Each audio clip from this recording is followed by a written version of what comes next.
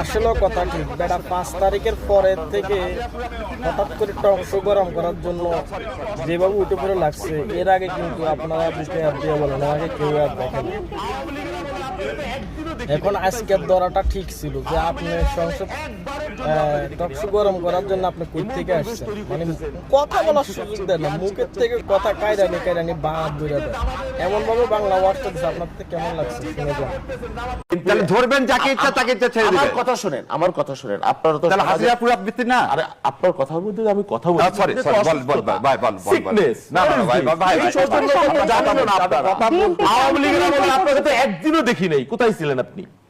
আওয়ামী লীগের আমলে একবারের জন্য আপনাকে দেখি নাই, হঠাৎ করে উদয় হয়ে এমন পরিবেশ তৈরি করতেছেন, আইন শিখাচ্ছেন, জ্ঞান শিখাচ্ছেন।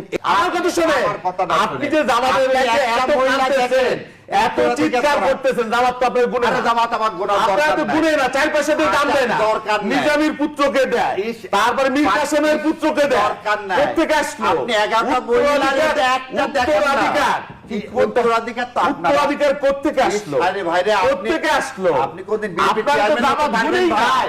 জামাত বিএনপি চেয়ারম্যান হতে পারবেন? মীর কাসেমের কি অবদান আছে? আপনি মীর কাসেমের ছেলে, কি অবদান আছে?